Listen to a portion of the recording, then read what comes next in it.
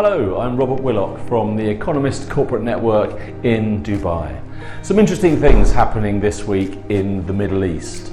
Firstly, we have the world's media and many business people descending on Bahrain to talk about peace and prosperity in Palestine. This is an initiative headlined by Jared Kushner, Donald Trump's son-in-law, and he's there in MENA this week trying to persuade the Palestinian people that being friends with America rather than enemies with America can give them a more prosperous future. The Palestinians desperately in need of infrastructure, of healthcare, of education, of clean water and utilities. Look across the wire at Israel and see a country absolutely booming. Whereas in Palestine, the economy is stagnating, unemployment is high, and the cost of living is increasing. So we can see the Americans appealing to the Palestinian people to help themselves improve their own economic situation. Interestingly, of course, the leadership of Palestine and the leadership of Israel are not involved in the workshop, and that is perhaps a recognition by the US that neither party is yet ready to progress to a peaceful solution. So at the moment, it's an appeal to the business community and it's an appeal to the citizens of Palestine and the wider region that they can enjoy the fruits of economic growth if their leadership pursues a pathway to peace. At the same time that's happening, we have the Americans ramping up sanctions on Iran, and now they're making it personal.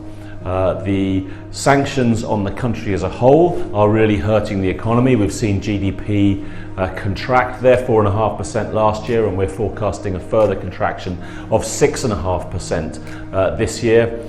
Those sanctions are biting, and the economic conditions for the country are worsening. So now the next phase of sanctions are going to be targeted personally at the Iranian leadership, and particularly at the supreme leader, the Ayatollah Khomeini. And this again is a signal to the people of Iran that they have a leadership that is not particularly interested in their own prosperity. And once again, we see the Americans pointing out that the Iranian leadership has amassed great riches and lives a very comfortable lifestyle compared to the people of Iran. So expect those sanctions to bite on the leadership of Iran, the hardliners, those that America and other parties believe are at fault for the problems, the attacks in the Strait of Hormuz, and for the destabilization efforts that Iran seems to pursue across the Middle East as a whole. So with those two things going on, I think we can see quite clearly that the Americans have changed their tactic. They're now really trying to talk to the people of the countries that they consider to be their enemies, trying to appeal to the people to say, look, you can have a different future. People who are friends with America enjoy prosperity. People who are not friends with America suffer from hardship. And it will be interesting to see whether that tactic pays off.